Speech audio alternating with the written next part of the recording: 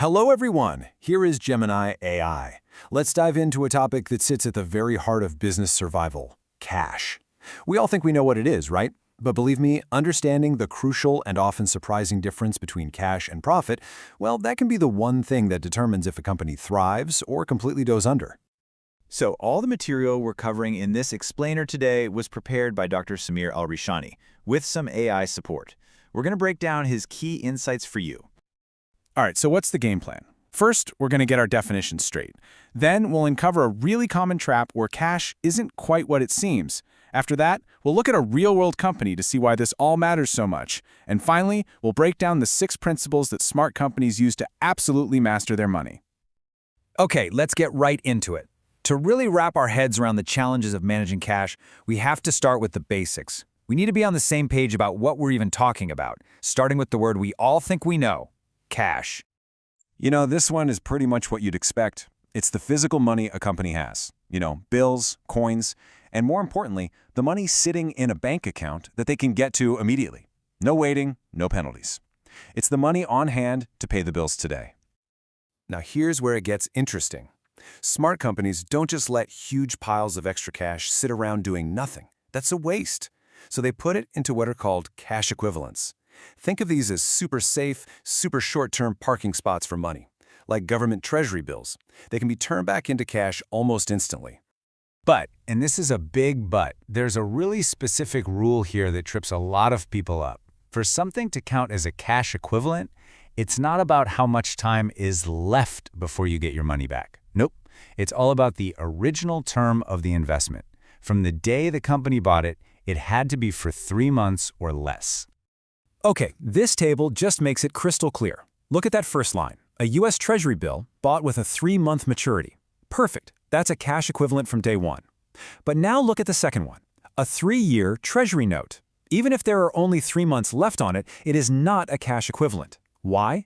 Because its original maturity was 3 years. It's a subtle but absolutely crucial distinction in accounting.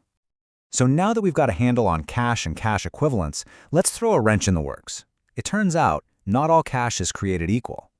Just because a company has $1 million in the bank doesn't mean it can actually spend $1 million.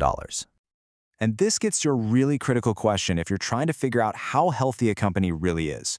What happens when that cash has strings attached? When it's there, but you can't touch it? This is a huge deal. The official name for this is restricted cash, and it's exactly what it sounds like. It's money that's on the company's books, but it's been fenced off by some kind of legal agreement or contract. They can't use it for day-to-day stuff like making payroll or buying supplies. A perfect example of this is a mortgage servicing company. Think about it. They collect millions of dollars in mortgage payments every single month. That cash lands in their bank account, but is it theirs? No way. They're just holding it. It's restricted until they pass it along to the bank that actually owns the loan. Or here's another one. Imagine a big industrial company that has a contract to run a desalination plant. That contract might demand that they keep, say, $5 million locked away in a separate account, just in case there's a major breakdown. That cash is restricted. It can't be used for anything else. Okay, so we've got our definitions down. Cash, cash equivalents, restricted cash. But why does all this detail matter so much? Well, this is the exact point where the theory from accounting textbooks slaps right into cold, hard business reality. This quote says it all. You can have a business that looks incredible on paper. I mean, sales are through the roof, customers are lining up, it looks like a massive success. But if they run out of actual spendable cash, they could be weeks away from going bankrupt. Let's make this real. The story of Martineau Designs is the perfect case study for this dangerous gap. They were a clothing company with so many orders they could barely keep up. Sounds like a dream, right? Well, that dream almost turned into a nightmare and killed the business. So check out their operating cycle. You can see the problem immediately. Step 2, they pay their employees cash right now to make the clothes. But look at step 3. They sell the finished clothes to big stores on credit. That means they might not actually see the cash for 30, 60, maybe even 90 days. All that time, money is flowing out long before any money flows back in. That space in between, that's the cash gap, and it is a very dangerous place to be. So, how do you avoid the trap that almost took down Martineau Designs? How do the successful companies survive that dangerous cash gap? Well, it's not luck. They follow a few key principles of really smart cash management. Here's the playbook. These are the 6 core strategies for mastering that cash flow. It all boils down to speeding up the cash coming in, slowing down the cash going out, and being really intelligent about everything in the middle, like not tying up all your money in unsold inventory sitting in a warehouse. Let's zoom in on a couple of the most powerful ones. First, and this might be the most important one, you have to shrink that cash gap, get paid faster.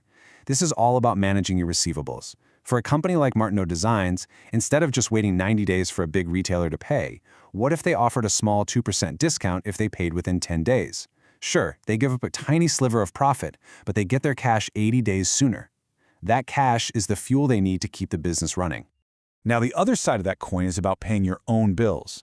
If your fabric supplier gives you 30 days to pay, you don't get a gold star for paying them on day 1. You use that full 30 days. That way, you keep your cash in your bank account working for you for as long as possible. And you combine this with smart planning. You don't go out and buy a bunch of expensive new equipment when cash is tight. You wait. You time those big purchases for when you know you'll have extra cash on hand. It's a simple idea. Speed up what comes in, slow down what goes out. Okay, let's pull all this together. If there's one core idea to walk away with from all this, what is it? Please remember this. Profit is not cash. I'll say it again.